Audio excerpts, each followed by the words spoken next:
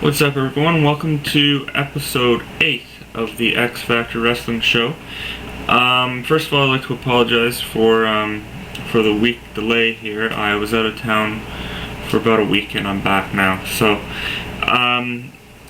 first thing I want to tackle though is the theme song that I posted in episode 7. Nobody guessed it right. I had a few guesses, one being Tommy Dreamer, which is not correct. The other one being Pretty Wonderful, which is closer, sort of, but not correct. It was a tag team in WCW.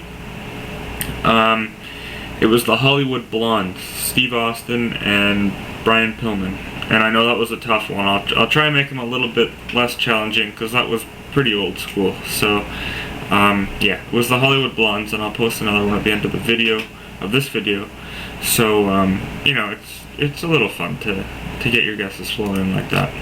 Now, I got a few questions. First, before I do that though, I want to talk about Genesis. I sat down and watched Genesis last night, well, 2 nights ago now, since it's 2:30 in the morning, but I was impressed. It was the first TNA pay-per-view I'd watched since I don't know, since last year's Bound for Glory, really. I haven't been following that much. But as expected, Booker T was the mystery partner, as I had predicted. So, really, it was the worst kept secret. So, I can't take credit for that. But, yeah, Booker T, it should be interesting to see how he does in TNA. I mean, the star power certainly can't hurt them. And, you know, we'll see how it goes. There were some rumblings before the show that it could have been Rob Van Dam, but it was pretty clear that it was Booker T. It was just there were small rumblings that they might switch it up just to fool everybody and have it be RVD. But RVD is not set to debut in TNA at any point. It was just, you know, an internet rumor. However, a couple episodes ago, somebody asked me about Sabu and TNA. Sabu was backstage at Genesis last night, and he was backstage at the Impact tapings tonight. I haven't read the spoilers yet, but I'm not sure he debuted on TV. He may have just been visiting friends, but, you know, take that for what you will. He may or may not be in talks to go back to TNA. Frankly, I liked him a hell of a lot better in TNA than in WWE. So, sorry, I'm losing my voice a little bit. So a couple questions. First one from Blaine Wilson 85. He has a few questions. Why did WWE drop the King of the Ring as a pay-per-view? I always liked the event and thought the company used it well to push promising talent. I agree with you. I think it was stupid to drop the tournament. I thought it was a great way for up-and-coming talent to get that little extra push, see what they can do. I mean, right now you could, you know, a perfect tournament winner could be CM Punk or John Morrison or Mr. Kennedy or, you know, Jeff or Matt Hardy or you know, whoever. There's so many guys that are they need something like that, and it's not like it would be a title or anything. It would give the fans a chance to look at that person sort of as the future, and I think that would be good.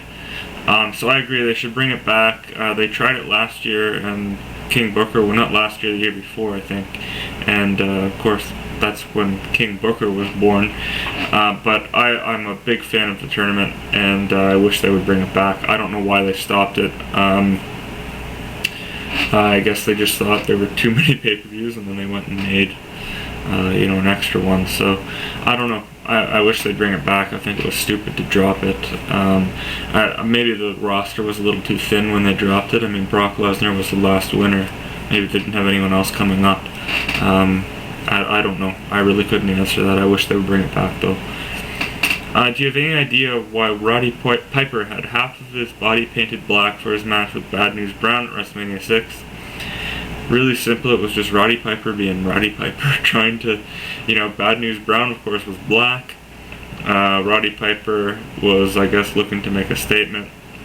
What that statement was, who knows, but it certainly served its purpose because you remember it. So, yeah, it was just Piper being Piper. He was just looking for a reaction, I guess, trying to be a little controversial, and I think he achieved that. Why was Ric Flair's first stint in the WWE so short-lived? Well, Ric Flair came from the NWA. This is a tough question to answer, by the way. I'm hoping I can get it in before the time runs out.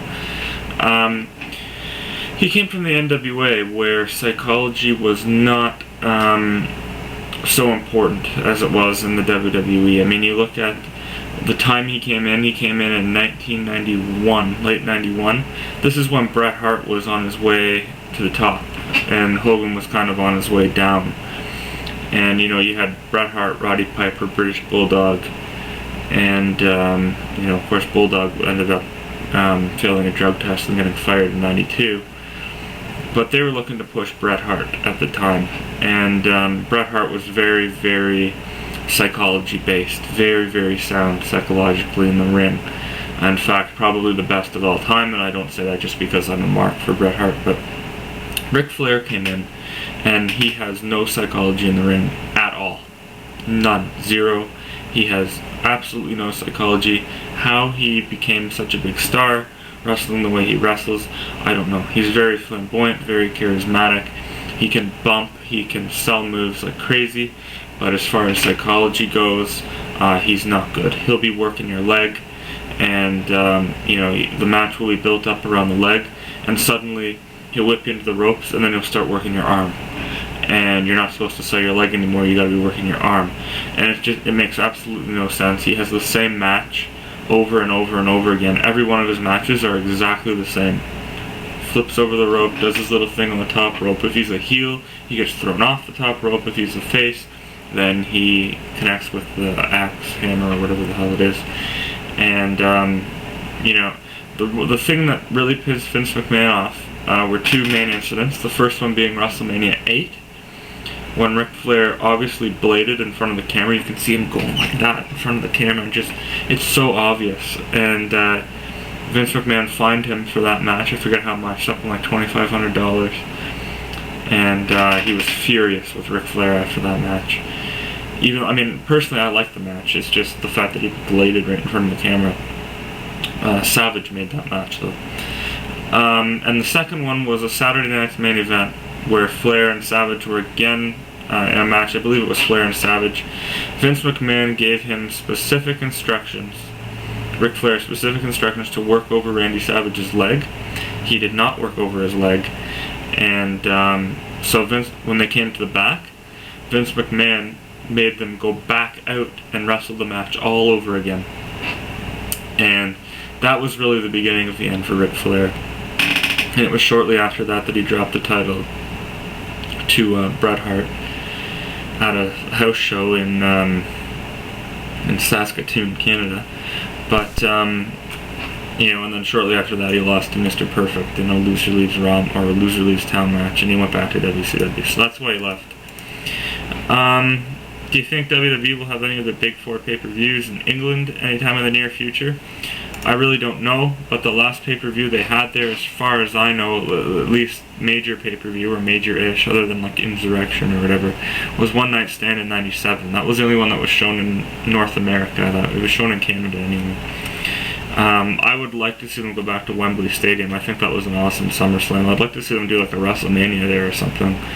I think it would be pretty cool. But you know, the thing with that is, if it airs live from the UK, it's airing in the afternoon in the United States, which is their main market, and you know, they may or may not be willing to do that. So we'll see. I hope they do. There's been no talks of it though. Now my favorite question, and I'm hoping I have time for it.